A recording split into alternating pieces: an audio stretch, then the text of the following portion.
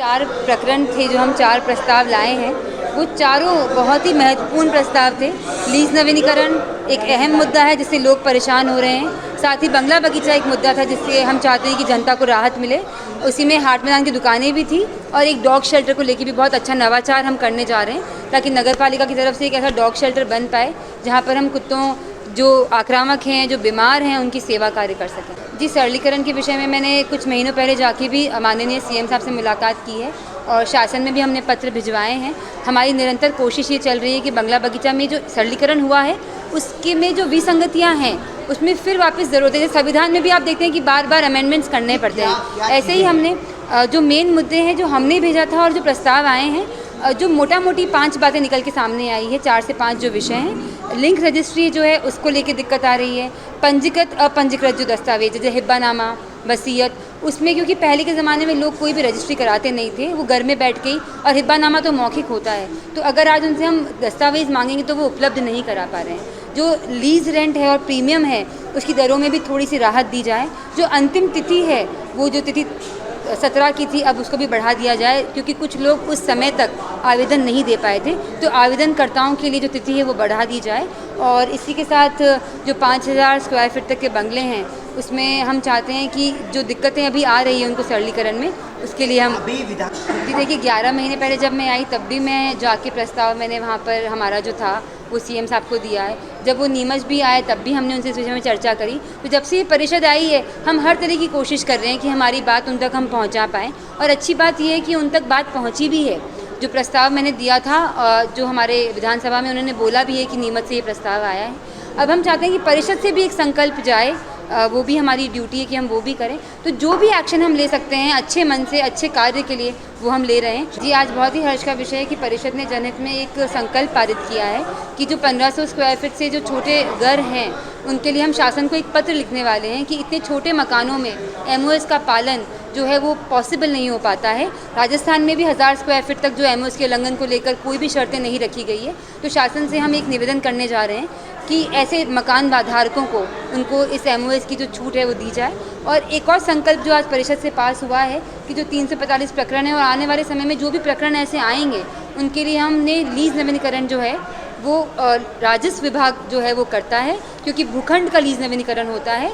और जो भी प्रक्रिया है एमओएस के उल्लंघन को लेकर वो लोक निर्माण पथक से कार्रवाई करेगा। जी, हमारे पास कुछ बातें भी आई है, मैं नाम तो नहीं लेना चाहूँगी उन लोगों का जो लोग जाके लोगों को ब्लैकमेल कर रहे हैं ना। मैं आप लोग शायद मुझे लगता है कि बहुत लोग जानते हैं उस विषय में कि भाजपा का तो वो कोई नहीं है, वो कौन से विपक्ष से कौन सा है इंसान जो लोगों को जाके एमओएस के उल्लंघन के लिए पहले नोटिस दिया जाता है, फिर उनसे पैसे ऐंठ के नोटिस हटाया जाता है। तो कर्मचारियों को हमने आज इसीलिए चेतावनी दी है आखिरी कि अगर उन्होंने परिषद की बातों का पालन नहीं किया, जो हम जनता से चुनकर आए प्रतिनिधि हैं, तो उनके खिलाफ वैधानिक कार्रवाई हम करेंगे। देखिए, वो जो ज़मीन का मुद्दा वो बहुत पुराना है, शायद 2007 में ऐसा कुछ हुआ था और 2015 में या 14 में उसकी रजिस्ट्री करवा ली गई थी। वो हमारे समय का मुद्दा नहीं है। आज वहाँ पर जो वकील के लिए मेरे पास जब फाइल आई 2019 में, जो वकील थे हमारे वीर कुमार जी जैन, उन्होंने सुप्रीम जो कोर्ट के सामने हाई कोर्ट में उन्होंने मना कर दिया था कि मैं इस प्रकरण में और उसके अलावा 5-6 प्रकरण के लिए उन्होंने बोला है कि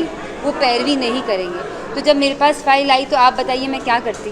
मुझे नया वकील, देखिए सबकी अपनी व्यक्तिगत राय हो सकती है, पर नगर पालिका अगर मैं जो मेरी ड्यूटी थी मैंने वो अच्छे से निभाई है कि मुझे वकील खड़ा करना था। वकील ने अगर वो केस छोड़ दिया तो मैंने वकील बदला नहीं है। तो इस झूठ को बोलना बंद करें।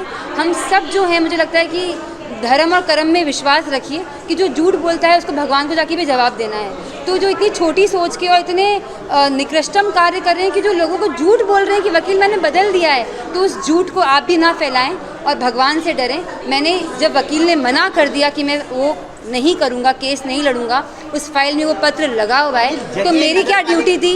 मेरी ड्यूटी थी कि मैं नया वकील खड़ा करूं। अब जो केस है वो कोर्ट में चल रहा है, जो कोर्ट से होगा वही मान्य होगा। जी, उसमें आपको शायद केस, मैंने भी केस पढ़ा है, आपने भी पढ़ा होगा। एक पहले की बहुत पुरानी बात है कि जब सिंधी लोग पाकिस्तान से इंडिया आए थे तब उनको ज़मीन देने के लिए पुनर्वास ने नीमच नगर पालिका से ज़मीन मांगी। नीमच नगर पालिका ने पुनर्वास विभाग को ज़मीन आवंटित करी। उसमें से कुछ टुकड़ा शायद खाली रह गया, वो जो टुकड़ा बच गया उसको पुनर्वास डिपार्टमेंट ने किसी को बेच दिया। जिसको बेचा उसको बेचने के बाद नगर पालिका में 2007 में जब हमारे शायद सीएमओ या फिर रघुराज जी थे, जब हमारे नगर पालिका अध्यक्ष, तब उन लोगों ने एक केस लगाया कि ये ज़मीन पुनर्वास वाले वापस नगर पालिका को दें।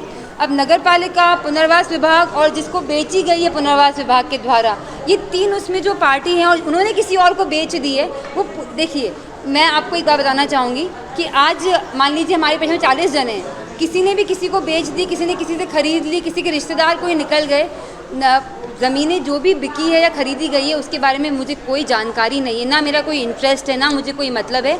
मैं नगर पालिका की तरफ से जो मेरा कर्तव्य था वकील खड़ा करने का, क्योंकि वकील ने मना कर दिया, मैं अपने कर्तव्य का पालन करूंगी और मैं ईमानदारी में बिलीव रखती हूँ। मुझे किसी का 1 इंच ज़मीन नहीं चाहिए, किसी का 1 पैसा नहीं चाहिए। मुझे ये लगता है कि मैं जनहित में काम करने के लिए आई थी और भगवान की दया से मुझे और कोई काम करने की आवश्यकता नहीं। इससे अमल शुरू हो जाएगा जी, प्रोसीडिंग आने के बाद से ही, और हमने इस चीज़ को जो फाइलें अटकी हुई है उनको हम आगे बढ़ाएंगे। बार क्या होता है, बंगला बगीचा का जो व्यवस्थापन नियम है वो अपने आप में प्रतिपादित है, हर नागरिक को उसमें आवेदन करना है। अब उसमें जैसे ही अपन नियमानुसार कार्रवाई करने जाते हैं तो आवेदक का यूँ कहना रहता है कि मेरे द्वारा व्यवस्थापन की कार्रवाई की जा रही है, इस वजह से कार्रवाई लंबित हो जाती है। अब जो विरोध करने वाले हैं उनको ऐसा लगता है कि कर्मचारी भ्रष्टाचार कर रहा है, जबकि नियम के अनुसार जो विधि बनी हुई है या जो प्रक्रिया बनी हुई है उसके तहत हम पालन करना हमारा उत्तरदायित्व है। उसके तहत हमें उस कार्रवाई, मेरा इसमें एक निवेदन रहेगा कि एमओएस के उल्लंघन में जो नोटिस अगर जारी किए जाते हैं, नोटिस के बाद की कार्रवाई थोड़ी लंबी प्रक्रिया है और हर प्रकरण में नियमानुसार कार्रवाई प्रचलित है। नहीं, भ्रष्टाचार सिर्फ आरोपी हैं, मेरा निवेदन ये रहेगा कि सिर्फ आरोपी हैं उसको सिद्ध करें कोई, जब अपन उसके ऊपर नियमानुसार जो भी परिषद निर्णय लेगी, हम परिषद का सम्मान करते हैं, पार्षदों का सम्मान करते हैं, जो भी निर्णय पारित होगा उसका पालन करेंगे हम लोग।